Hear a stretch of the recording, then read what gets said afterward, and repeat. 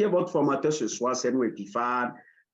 Je suis, comme on le dit en anglais, Professional International Public Speaker. Donc, je suis un conférencier à caractère international pour avoir eu la chance d'enseigner dans la majorité des pays africains. Dieu m'a fait grâce d'aller enseigner aussi en Europe et aussi aujourd'hui aux États-Unis par la grâce de Dieu depuis 2016-17.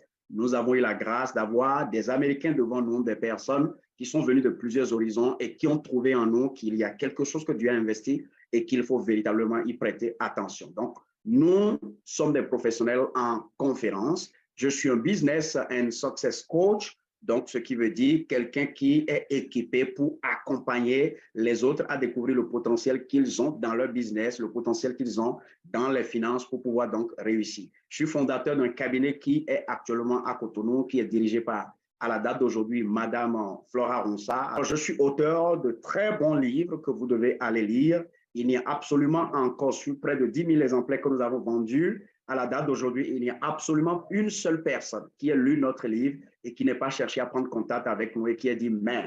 Et nous parlons non pas que de l'Afrique, nous parlons du monde entier. Notre livre a voyagé sur les États-Unis, en Europe. Notre livre a aussi beaucoup migré au niveau de l'Afrique. Et nous cherchons davantage à atteindre du monde parce que nous sommes conscients que toute personne qui va lire notre livre va forcément prendre conscience de son potentiel. Alors, je suis conseiller et ce à quoi Dieu m'appelle, conseiller des chefs d'État, conseiller des élites, conseiller des plus grands décideurs du monde afin qu'ils puissent véritablement apprendre de ce que nous avons appris pour mieux faire ce qu'ils font déjà. Je suis un homme de Dieu, naturellement, et donc l'esprit qui est sur moi, l'esprit duquel je m'inspire pour faire tout ce que je fais, c'est bien sûr l'esprit de Dieu. C'est important pour moi de le mentionner parce qu'il y a un autre esprit qui peut toujours être derrière des gens qui éventuellement se positionnent peut-être pour vous faire former. Vous devez savoir, chaque personne est en mission pour l'esprit qui le guide. Je suis en mission pour Dieu et les autres certainement sont en mission pour leur esprit. Vous devez toujours faire attention à qui vous ouvrez votre esprit et à qui vous ouvrez vos oreilles. Alors, quelle est ma mission?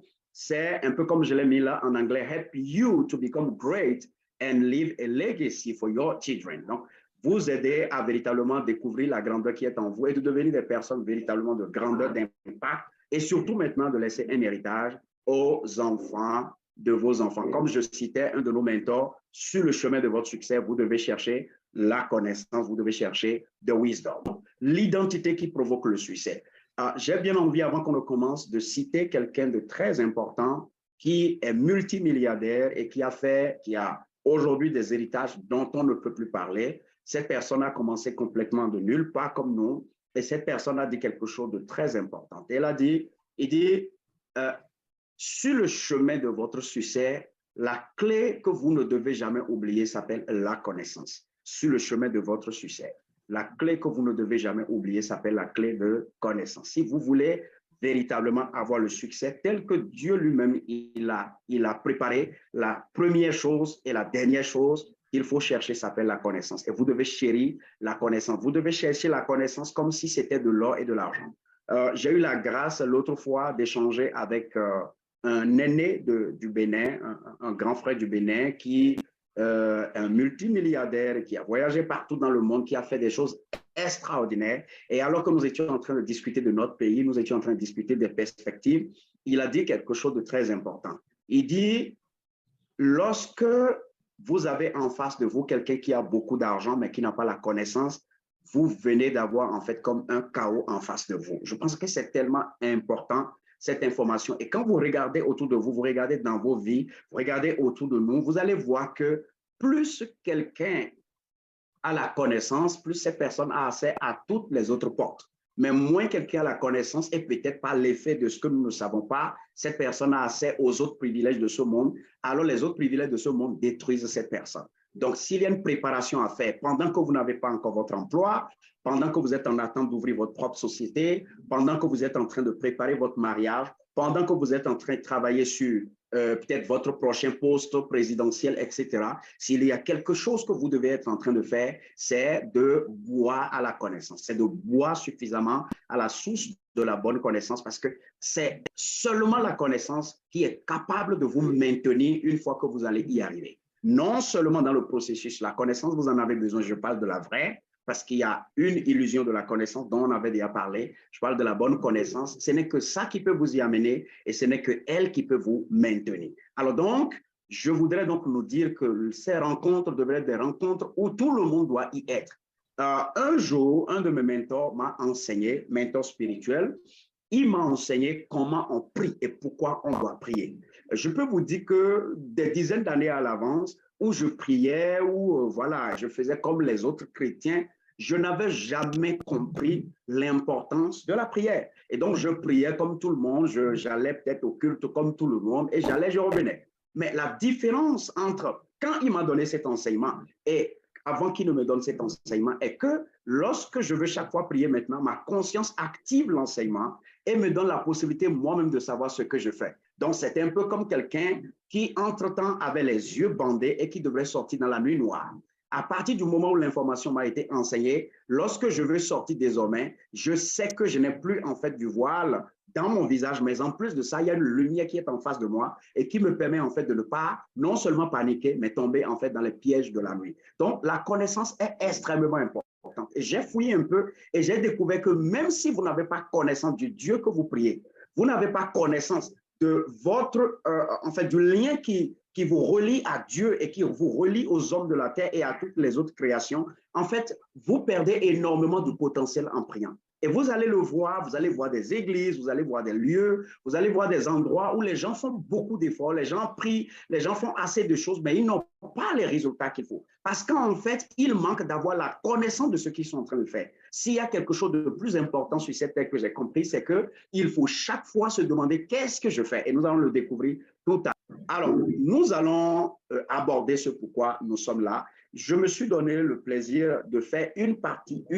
et une partie 2. Donc, la partie 1 va essentiellement nous challenger chacun et va certainement vous permettre, à partir de maintenant, de changer la façon dont vous regardez le monde. J'ai l'habitude de dire qu'il n'y a pas de hasard et qu'il n'y a pas entre griffes, même s'il y a la chance. Nous devons le reconnaître. Nous le disons dans le spirituel, qu'il y a la grâce, qu'il y a la miséricorde. Mais nous devons savoir que la plupart de ce qui existe comme mécanisme dans cette vie exige que nous puissions faire un certain nombre de choses pour avoir un certain nombre de résultats.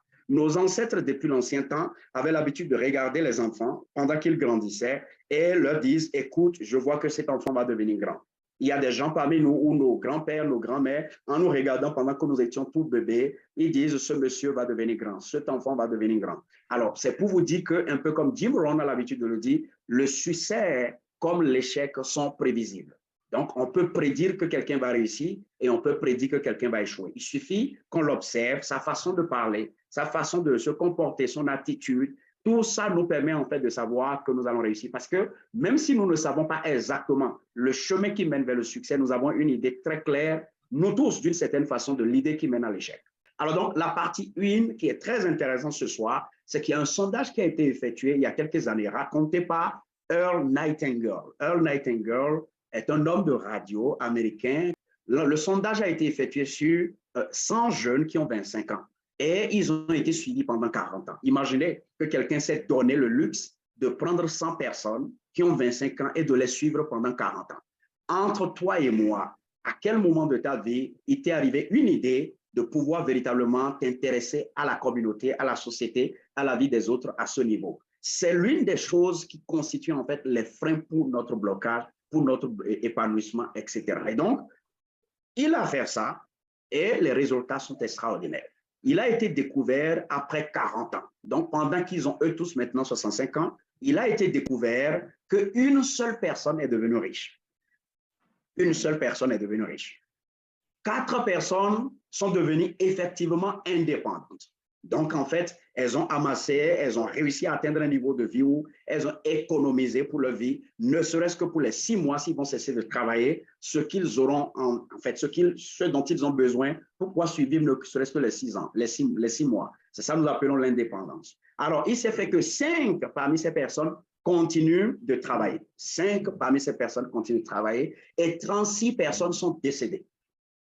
36 personnes sont décédées et 54 personnes continuent de vivre, mais vivre quoi? Vivre à la dépendance des agences de caritatives, etc. Et je pense que ces chiffres devraient nous interpeller ce soir. Si quelqu'un est là, j'aurais aimé que cette personne puisse prendre une pause pour réfléchir à ce que nous disons. si tu as 25 ans aujourd'hui ou si tu en as plus. Dans 40 ans, il y a une étude qui a été effectuée et il a été découvert que malgré que ce sont des gens qui ont décidé, eux tous, de réussir, après 40 ans, on a découvert qu'il y a une seule personne qui a été effectivement riche et qu'il y a 4 personnes qui sont devenues indépendantes, 5 continuent de bosser, 36 personnes sont mortes et il y a 54 encore vivantes, mais sans l'aide des autres, ces personnes vont devoir partir, aussi bien leur santé, etc. Ma question ce soir, à quelle catégorie vas-tu appartenir dans les 20, dans les 30, dans les 40 prochaines années? Ceux qui sont riches, ceux qui sont totalement indépendants, ceux qui continuent de travailler à 65 ans, ou bien ceux qui dépendent des œuvres caritatives pour vivre. Nous n'allons pas te compter parmi ceux qui seront partis. Ce n'est pas notre vœu, ce n'est pas nous qui décidons de ça. Mais la question de savoir, de façon consciente, à quelle catégorie vas-tu appartenir dans 20, 30, 40 ans. Mon ami, il y a quelque chose que nous avons découvert. Il y a un prix Nobel au Canada qui a été interviewé, donc son nom est là, Dr. Schweizer. Schweizer, il lui a été demandé en tant que prix Nobel, on lui a demandé, mais vous êtes prix Nobel, cela suppose que vous êtes d'un certain génie dans le monde entier, et vous êtes tellement exceptionnel que ce bureau-là puisse vous distinguer comme un des personnages qu'on ne peut pas oublier. Mais quel est le problème aujourd'hui que le monde a? Quel est le problème que l'humanité a? Et la réponse choquante de Dr. Schweizer est qu'il dit que le monde ne réfléchit pas. Il dit l'humanité ne réfléchit pas. Ma question est de savoir, c'est quoi l'humanité ne réfléchit pas? Tu es connecté ce soir. Si Schweizer te dit tu ne réfléchis pas, ne sera-t-elle pas vu comme une insulte à ton égard, à l'intelligence, la conscience que Dieu t'a donnée, des brains qu'on t'a donné, la capacité qu'on t'a donnée de réfléchir? Il dit, les gens ont un problème de réflexion, de pensée. Et il va plus loin. Il dit, en fait, les gens aiment se conformer. Les gens aiment se conformer. Dr. Schweizer dit, depuis la naissance, jusqu'à ce que les gens grandissent, Schweizer dit que ce qui arrive aux gens, c'est que les gens cherchent depuis la maison, puisque les parents vont leur dire, on ne fait pas ci, voici ce qu'on fait. Donc, on cherche que l'enfant quitte son cocon, que l'enfant quitte ses élans, ses pulsions, et se conformer à un certain nombre de règles qui sont déjà établies, que le parent a pris et que lui, il trouve que c'est ça qui est bon ou c'est ça qui n'est pas bon. Donc, il veut amener l'enfant de son monde et il veut le mettre maintenant dans un boulevard que lui a tracé. Ça, c'est le premier point. Lorsque l'enfant va à l'école, l'enfant va écouter des enseignants à qui l'on a appris une seule chose. Vous devez dire aux gens ce qu'ils doivent faire et non, vous devez les laisser à réfléchir par eux-mêmes, à faire les choses par eux-mêmes. L'école, voilà ce que l'école enseigne. Vous allez à l'église, il y a une certaine règle, il y a un certain nombre de normes, de règles que les gens demandent aussi qu'on suive. L'imam demande qu'on suive. Et donc, l'enfant a été modelé aussi. Donc, depuis sa naissance jusqu'à l'église, voici ce qu'il entend. Il quitte l'église et il rentre peut-être dans la vie active. Donc, il rentre dans la rue. Il sort de l'école, il a pris ses diplômes et on lui dit aussi que si tu veux avoir un statut, si tu veux devenir ça, voici ce qu'on fait. Qu'est-ce que nous faisons durant tout ce temps? Nous ne permettons pas à l'enfant d'exprimer l'originalité que Dieu a mis en lui. Nous conditionnons l'enfant à pouvoir suivre, nous, notre façon de dire que telle chose est bonne ou telle chose est fausse. Et vous le savez très bien, que ce que vous appelez bien peut être ce que quelqu'un appelle mal. Et ce que vous appelez vrai peut être ce que quelqu'un appelle faux. Quand bien même, le bon sens est quelque chose que beaucoup de personnes savent à cause de l'Esprit de Dieu qui est déposé en nous. Mais la question que l'on se pose, est-ce que les normes que la société dans laquelle nous sommes nous a imposées, la société nous a imposées, est-ce que véritablement ces normes sont de nature à nous permettre d'exprimer notre potentiel et à nous conduire vraiment là où nous allons? Est-ce que la société prend le temps de savoir qu'est-ce que nous avons apporté, nous sommes de nouveau, ou la société se contente de nous faire avaler simplement ce qu'elle sait déjà, sans nous demander notre avis? Je nous pose ces questions ce soir parce qu'en tant qu'adultes, nous devons être capables de réfléchir par nous-mêmes, de faire les choix par nous-mêmes et de prendre les décisions par nous-mêmes, d'agir par nous-mêmes. C'est ça qu'on appelle adulte. Le jour où vous n'êtes plus libre pour penser par vous-même, pour faire les choses que vous pensez qui sont bonnes pour vous, à partir de ce jour, vous n'êtes pas un adulte, vous êtes un enfant. Et on ne peut pas faire grand-chose avec un enfant. Un enfant a besoin d'assistance et de guidance. Voici ce que Schweizer a dit. Est-ce que tu penses? Est-ce que tu réfléchis? La question est posée à toi ce soir. Alors, qu'est-ce qui se passe? Nous allons évoluer. Quelque chose est véritablement impensable. Quelque chose est impensable. Prenez un individu de 25 ans, il prend 8 heures de travail par jour. Il fait 40 heures pratiquement par semaine, il fait 160 heures pratiquement par mois, et il le fait durant 40 ans. 40 ans. Mais on vient simplement le retrouver dans la race qu'on peut appeler la race des rats ou la race encore des personnes qui dépendent. Qu'est-ce qui s'est passé selon vous? Qu'est-ce qui s'est passé? Qu'est-ce qui ne va pas? Comment 8 heures par jour, 40 heures par semaine, 160 heures pratiquement le mois, pour ne pas dire 200 heures, comment peut-on, durant 40 ans, retrouver quelqu'un qui soit encore dans une classe qu'on peut appeler une classe de rats? C'est-à-dire, il faut que quelqu'un fasse tout pour lui, sinon il ne peut pas vivre, il ne peut pas survivre. Nous savons que si nous prenons un jeune qui a envie de devenir charpentier et que nous le laissons de façon agile pendant 8 heures par semaine, 8 heures par jour, 40 heures par semaine et 160 heures par mois sur 40 ans, nous savons qu'il est impossible que ce jeune ne soit pas l'un des plus grands et l'un des meilleurs, non pas dans son pays, non pas dans son continent, mais dans le monde entier.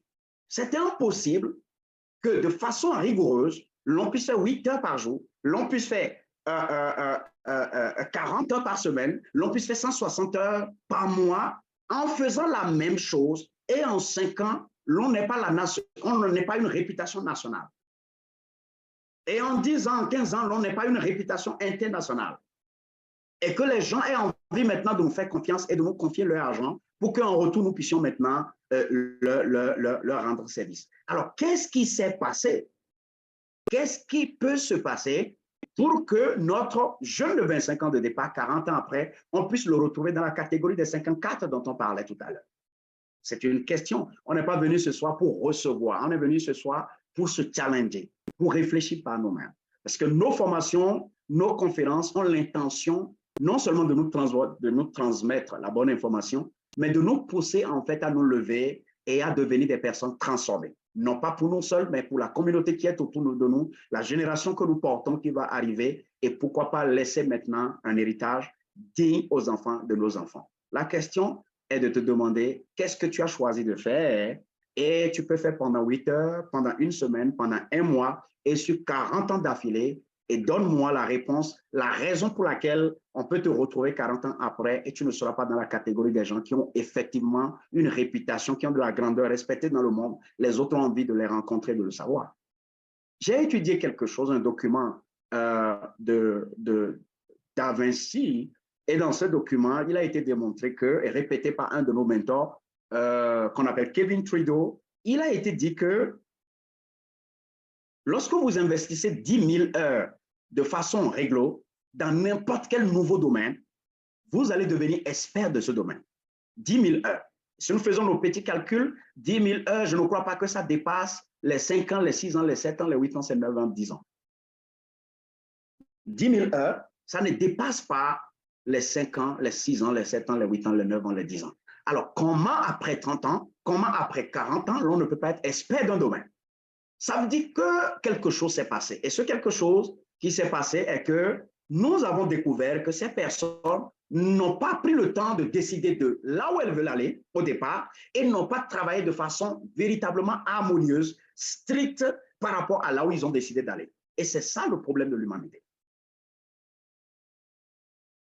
C'est ça le problème de l'humanité. Et comme vous le savez déjà, et que le résultat nous l'a montré,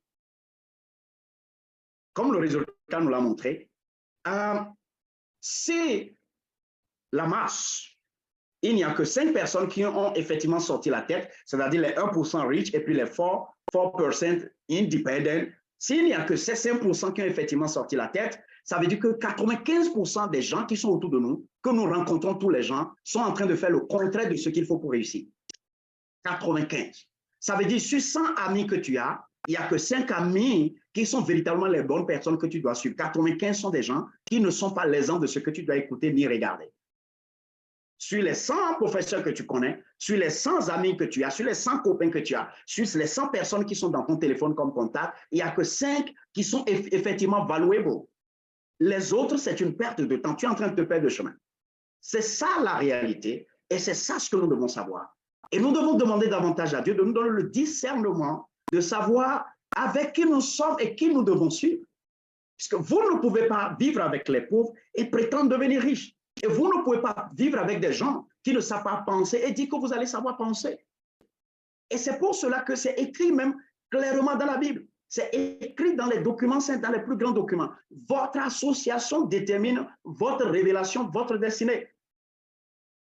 Ceux que vous écoutez régulièrement, ceux avec qui vous passez du temps régulièrement, c'est ça qui va déterminer votre avenir. 95% des gens que vous connaissez, parmi les 100 qui sont autour de vous aujourd'hui, sont en train de faire exactement le contraire de ce qu'il faut. My question. Connais-tu les 5% de ton cercle que tu dois suivre? Un jour, un de nos mentors a dit, il y a des gens qui disent, je m'en fous de telle relation. Si ça va se gâter, ça va se gâter. Parce qu'on entend beaucoup de personnes qui disent, ah, même si notre relation se gâte, je m'en fous, parce que c'est pas toi qui es mon Dieu. On dit dans notre langue, Amaï Maouti, ok? Pour ceux qui sont béninois. On dit Amaï Maouti, ça dit, tu n'es pas mon Dieu, donc mon avenir ne dépend pas de toi. Ça, ce sont des bébés qui parlent comme ça. Les enfants, ça dit, ne comprennent pas grand-chose. Ils savent pas ce que la vie est, ils dépendent des autres. C'est-à-dire, pour le moment, c'est quelqu'un qui leur donne à manger, c'est quelqu'un qui les loge, c'est quelqu'un qui les habille, c'est quelqu'un qui les soigne. Donc, ils ont la latitude de bavarder, de dire des choses comme ça. Mais when you come at the level of adultery, like tu deviens adulte, tu deviens quelqu'un qui est véritablement âgé, responsable, et que tu prends tes charges en charge, tu ne peux pas avoir ce langage. Les relations sont des gates. Et il y a certaines relations, ce ne sont pas des relations, ce sont des portes. Et à cause de tes prières, à cause de là où Dieu t'a appelé à aller, il a mis ces portes devant toi. C'est par là que tu passes. Si tu rates de passer par là, après les 40 ans, on va te retrouver dans la rat race. Donc, une personne adulte ne dit pas « je m'en fous ». Une personne adulte se bat pour que les relations les plus importantes pour elle, cette personne puisse l'arranger ou les arranger. Et vous devez avoir le discernement pour savoir c'est qui les personnes que Dieu a envoyées sur votre chemin. Et vous savez, il y a une statistique qui a été effectuée en communication et en marketing. Il a été démontré que là où tu es aujourd'hui, tout ce dont tu as besoin pour être heureux, libre, riche, à partir de toi, il y a 5 nouvelles personnes que tu connais et tu vas atteindre en fait la destinée de ta vie. Je vais m'expliquer. Je suis Epiphane Senon. Je connais quelqu'un immédiatement qui connaît quelqu'un à l'horizon 6 fois et cette personne va me donner la solution pour les finances, la solution pour être speaker sur le plan mondial, pour être tout ce que je suis appelé à faire. 6 personnes. Ça, c'est des études qui ont été effectuées et les chiffres sont là. Alors, si immédiatement là où tu es, au moins à l'horizon 6, au niveau 6, il y a quelqu'un qui va t'aider à devenir ce que tu veux devenir. De quoi parlons-nous? Et si on te dit que c'est celui qui est en face de toi maintenant qui est le gate? On va faire un petit jeu.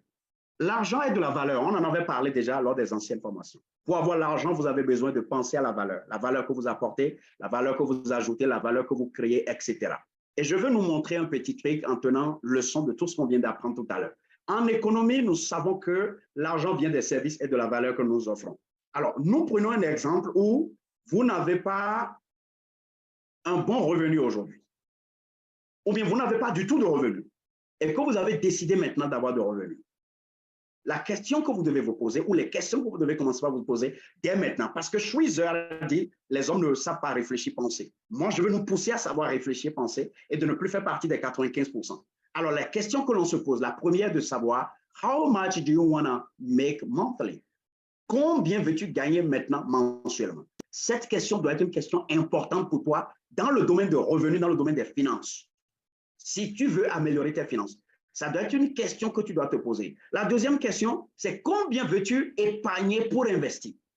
Puisque l'on ne peut pas simplement vivre de l'argent que l'on prend comme salaire ou du revenu qui entre dans notre main lorsque nous travaillons. Non, l'on va devenir prospère à cause de notre capacité à mettre de l'argent de côté et cet argent va être investi dans des choses qui ont de capacité à se multiplier, à nous générer encore plus d'enfants. c'est-à-dire de l'argent enfant.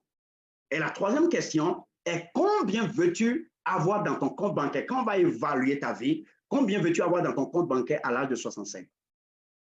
Ces trois questions, si tu peux passer du temps à réfléchir sur ça, aujourd'hui, demain, le mois prochain, l'année prochaine, ta vie va complètement changer. Je vais te le démontrer. Tu peux encore te poser cette question, surtout si tu veux découvrir qu'est-ce que tu vas faire. C'est que tu peux te demander, en quoi suis-je un homme passionné? Qu'est-ce qui est ma passion? Qu'est-ce que je peux immédiatement offrir? Et it does not matter. Il y a Martin Luther King Jr. qui a dit quelque chose. Il dit, même si tu es un balayeur de la rue, j'aurais aimé que tu cherches à balayer à un niveau, quand on va prendre les balayeurs du Bénin, les balayeurs de l'Afrique, les balayeurs de l'Europe, les balayeurs des États-Unis, les gens sauront qu'il y a un balayeur à bas. Ça, il enseignait il y a des années en arrière dans les écoles noires ici aux États-Unis pour permettre en fait à la race noire de savoir comment se prendre en charge. C'est le problème aussi des Noirs. Et nous disons les Blancs nous ont fait ci, les Blancs nous ont fait ça. C'est aussi que nous ne savons pas utiliser les bonnes informations pour nous positionner. La différence entre les autres et nous, c'est que l'information, les autres cherchent rapidement à capter les informations et à conserver ces informations et à les transmettre à leurs enfants. Chez nous, un vieux qui connaît quelque chose, le vieux ne veut pas le partager et on veut tout faire pour que le vieux meure. Un jeune qui a une élite que Dieu a envoyée, on veut lui créer tous les problèmes pour qu'il meure vite. C'est-à-dire la connaissance n'a aucune valeur. Nous ne voulons pas conserver la connaissance. Ça ne nous dit rien. Or, c'est la clé pour tout ce que vous voulez devenir, la connaissance. Alors donc, qu'est-ce que tu peux immédiatement offrir? Je dis bien, je ne demande pas que tu deviennes avocat, non. Qu'est-ce que tu veux devenir? Peu importe ce à quoi tu peux penser et que tu sais que tu peux immédiatement offrir, alors tu peux savoir que cela peut faire de toi un grand. Cela peut faire que tu peux avoir accès au palais, à la Maison Blanche, ici aux États-Unis. Dieu peut utiliser n'importe quel boulot pour t'amener dans la cour des grands. N'importe quel boulot. Et je veux vous surprendre en disant, aucun boulot n'est supérieur à un autre. Aucun boulot n'est supérieur à un autre. Dieu n'a jamais pensé que si tu es un douanier et que l'autre est un avocat, que le douanier est plus fort. Non, c'est notre société, à travers ces organisations qui sont désorganisées d'ailleurs, qui donnent l'impression que c'est ça. Sinon, en vérité, Dieu n'a jamais réfléchi comme ça, il n'a rien fait de cette façon. Tout est utile.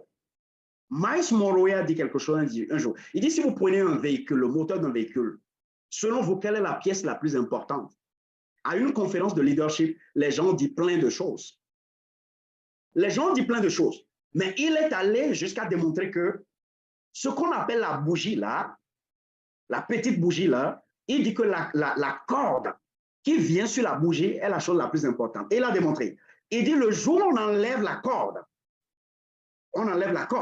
qui n'enlève rien, qui ne coûte absolument rien dans le moteur, il dit il n'y a plus rien. Le feu ne viendra jamais dans le moteur et tu ne peux pas démarrer le moteur. Mais il y a d'autres parties qui sont très grandes et qui coûtent énormément d'argent. Ce n'est pas quelque chose est grand, ce n'est pas que quelqu'un est grand. Ce n'est pas que quelqu'un porte un titre qu'on peut appeler grand, que la personne est la plus. Devant Dieu, tout le monde est important. Et dans l'alchimie qu'il a élaborée, tout le monde est utile.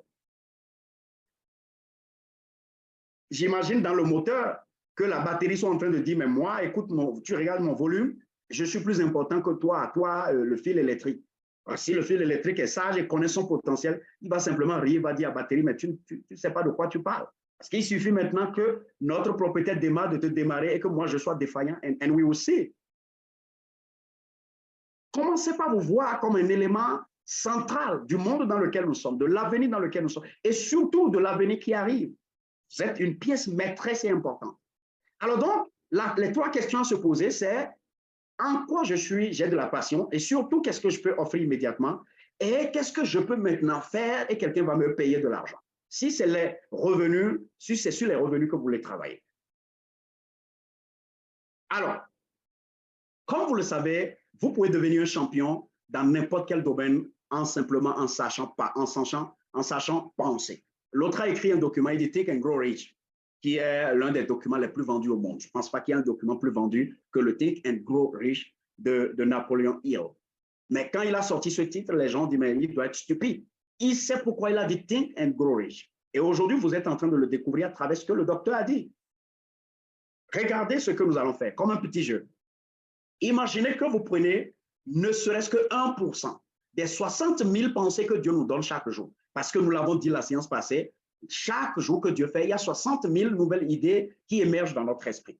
Imaginez que vous avez décidé de prendre les 1% de ces idées qui arrivent dans votre tête et de les consacrer à réfléchir uniquement à une question la plus importante. Cette question dit, vous allez vous demander comment je fais pour augmenter ma valeur en tant que personne. C'est-à-dire, si je suis un conférencier, comment je fais pour que mes conférences s'améliorent? Comment je fais pour que ce que j'offre comme service s'améliore? Comment je fais pour que mon client, ma clientèle puisse être davantage plus satisfaite? Comment j'améliore? Si aujourd'hui j'ai 100 clients qui sont en joie, comment je fais que sur mes 500 clients, je vais encore avoir 120 qui seront encore plus contents? Si j'ai 3 produits que je vends en tant qu'entreprise, comment j'améliore ces produits au point où le client va courir pour aller chercher le produit, au point où les concurrents vont dire, mais attention, il y a un produit, ça s'appelle zéro défaut. Si vous passez ne serait-ce que 30 minutes par jour en réfléchissant à comment je peux m'améliorer en tant que personne, comment je peux améliorer le service que je donne, je peux améliorer les produits que je fais, que je vends, je peux améliorer ma qualité de personne, comment je pense, comment je parle, comment je m'habille, comment je sors, comment je parle, j'interagis avec les autres, comment je gère mes relations. Si vous êtes préoccupé par le relationnel, par les finances, par peut-être le leadership, par peut-être les conférences, et que vous consacrez 30 minutes par jour pour les 30 prochaines années, et que votre préoccupation est comment améliorer, comment augmenter la valeur, I'm telling you, dans 5 ans, dans 10 ans, il est impossible que votre monde, c'est-à-dire votre pays, votre continent et le monde vous ignorent. C'est impossible. Ça n'existe pas. À moins que vous mourrez et vous quittez la Terre. Pourquoi? Parce que lorsque vous êtes préoccupé par comment améliorer, il est démontré qu'on va vous ouvrir la porte de l'information qu'il faut pour vous améliorer. Vous allez faire des rêves, vous allez croiser des personnes qui connaissent ces informations et dans les discussions, ces personnes vont vous donner ces idées. Et what you gonna do? Vous allez simplement appliquer. Et en l'appliquant, votre produit que vous vendez hier à 34% de taux de pénétration, ça peut devenir 56%, ça peut devenir 80%, ça peut devenir 100%. Why? Parce que vous améliorez ce que vous faites chaque jour. Vous améliorez votre qualité de personne chaque jour. La vérité est que les gens ne pensent pas. Un peu comme Dr. Schweizer, il a dit. La masse ne pense pas. La masse ne pense pas. Et j'adore, c'est pourquoi j'adore la Bible, j'adore la parole de Dieu. Il a été dit dans la parole de Dieu que vous n'êtes pas de ce monde. Vous êtes dans le monde, mais vous n'êtes pas de ce monde. Pourquoi Dieu peut dire ça? C'est qu'il y a une culture, il y a une façon de faire, de voir les choses que ce monde a cultivé. Et lorsque tu ne sais pas que toi, tu es venu d'ailleurs et que ton identité est ailleurs et que le monde est le monde, c'est-à-dire c'est le monde qui doit se soumettre à toi et non à toi de te soumettre au monde, alors à partir de ce moment, tu vas te conformer. Tu vas rentrer dans la forme que le monde a déjà élaborée. Or, Dieu, en t'envoyant, t'avait donné une forme originale. Donc, lorsque tu rentres dans la forme qui existait, ta forme originale va disparaître. Nous devons savoir que le monde est sur la mauvaise piste. Et que si nous voulons atteindre notre potentiel, nous voulons faire la grandeur, il y a une seule chose que nous sommes capables de faire. Nous allons faire quoi? Nous allons faire quoi? Nous allons changer notre façon, nous, de faire quoi? D'interagir avec le monde. Notre façon d'interagir avec le monde doit changer. Et l'une des choses que j'adore, c'est que je regarde ce que le monde fait, je regarde comment le monde pense, je regarde comment le monde agit et je prends exactement l'opposé. Ça veut dire que j'ai décidé de faire partie des 5%. Parce qu'on est sûr d'une chose maintenant, 95% des personnes suivent le wrong way, le mauvais chemin. Donc, si je décide, sur 100 amis que j'ai, de suivre 5 amis par le discernement, alors j'ai décidé en fait de choisir un autre chemin et donc d'être sûr que je vais m'en sortir. Donc, je regarde correctement ce que le monde fait. C'est pourquoi je vous inviterai à savoir ce que le monde fait, comment le monde pense, comment le monde agit, comment le monde parle. C'est quoi les décisions politiques? C'est quoi ce que le monde dit par rapport à l'économie, par rapport à la santé? Et vous prenez exactement l'extrême opposition. Lorsque vous faites ça, vous êtes sûr de ne pas suivre le monde. Et quand vous ne suivez pas le monde, vous êtes appelé à devenir leader, vous êtes appelé à libérer votre potentiel et à être une lumière pour les autres. Ce n'est pas compliqué. Donc, vous devez apprendre plus à rester tranquille et à observer les gens en train de parler, à observer les gens en train d'agir et de regarder comment ils font ça. Et vous devez vous dire, ça, ce n'est pas le chemin. Moi, je vais prendre le côté contraire. C'est comme ça on s'en sort. Alors, nous allons toujours évoluer. Il y a une interview que j'ai suivie récemment de M. Elon Musk, que vous devez connaître. Je pense à la date d'aujourd'hui, c'est la deuxième personnalité la plus riche au monde. Africain d'origine, il est sud-africain, très jeune. J'en ai parlé déjà récemment. Vous tous, vous le connaissez naturellement parce que vous utilisez Twitter, des choses comme ça. Alors, Elon Musk, il lui a été demandé à quel moment Elon Musk peut abandonner. Je veux que vous puissiez découvrir une vertu qui est capitale si vous avez décidé d'être grand. Alors, Elon Musk a dit, à moins que je sois complètement rendu incapable, c'est-à-dire que j'ai connu des accidents dans cette vie où je n'ai plus ce qu'on appelle la validité, donc je suis invalide de 100%, ou bien, Elon Musk a dit, ou bien je suis mort. Il dit, sauf à ces deux conditions, je n'abandonnerai jamais. Sauf à ces deux conditions, je n'abandonnerai jamais. Ma question, il m'est arrivé moi-même de prendre du temps pour pouvoir analyser ma propre vie et je me suis rendu compte que partout où j'ai dit que je n'ai pas connu de succès, c'est exactement les domaines dans lesquels j'ai abandonné. Les amis, il est de notoriété mondiale que si vous n'abandonnez pas, vous êtes appelé à devenir grand dans le domaine que vous avez choisi lorsque vous mettez le travail qu'il faut au quotidien et que vous avez la foi. Donc, l'échec n'a qu'une seule correspondance, n'a qu'un seul synonyme, l'abandon. Et le succès n'a qu'un seul synonyme, la persévérance. Celui qui continue et qui a refusé, il ne va pas tomber. Mon mentor m'a dit, et je vous l'ai rappelé l'autre fois, et je l'ai écrit dans le livre qui est en train d'être publié actuellement, il a dit qu'il est démontré que même la persévérance détruit la malédiction. C'est-à-dire, on a dit que tu es maudit. Il dit, et tu as refusé que dans ce domaine-là, tu ne vas pas abandonner jusqu'à ce que tu vas réussir. Il dit, parce que tu as décidé ça, il y a une force dans la persévérance que Dieu a donnée à l'être humain. C'est un principe qui annule la malédiction qui te donne ça. Sinon, Dieu va devenir un menteur. Parce que Dieu dit, si tu continues de chercher, si tu continues de fouiller, si tu continues de chercher, de bouger, de frapper, il dit, je vais te le donner. Il n'a pas dit, même si tu continues de fouiller, de chercher, et qu'il y a la malédiction, tu n'auras pas. Il dit, si tu continues, je vais te le donner. C'est pourquoi j'aime la version anglaise de ce verset biblique qui a dit, if you continue. En français, on n'a pas dit si tu continues. Donc, si tu continues de chercher, si tu continues de fouiller, si tu continues de frapper, si tu continues de demander, donc le mot continuer est important.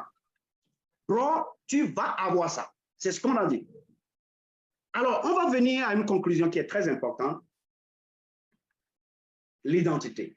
C'est l'identité qui peut permettre à Elon Musk de dire que soit il est complètement mort, soit il est mort ou il est complètement invalide, qui ne sait pas pourquoi il ne va pas réussir. Ça veut dire que cette personne a une idée d'elle qui est assez strong, assez suffisante, que cette personne a trouvé que le succès va venir lorsque je vais continuer par faire certaines choses. Parce que votre identité vous permet de savoir ce qu'il faut faire et ce qu'il ne faut pas faire et c'est quoi le chemin à prendre. Vous savez, aujourd'hui, il y a la société X-Space de Elon Musk qui aujourd'hui fabrique des machines spatiales que même l'armée utilise ici pour pouvoir aller faire des explorations dans l'univers, etc. Mais quand ce monsieur était en train de mettre cette société en place, les plus grands hommes du domaine spatial ici, les noms, je ne vais pas les citer, mais si vous cherchez sur l'Internet, vous aurez l'interview. Ces personnes, certaines sont encore vivantes. Ce sont les leaders de l'univers et du monde spatial. Ce sont eux qui sont allés dans l'univers et qui sont rentrés. Ces personnes lui ont dit, Elon, tu veux bousiller ton argent.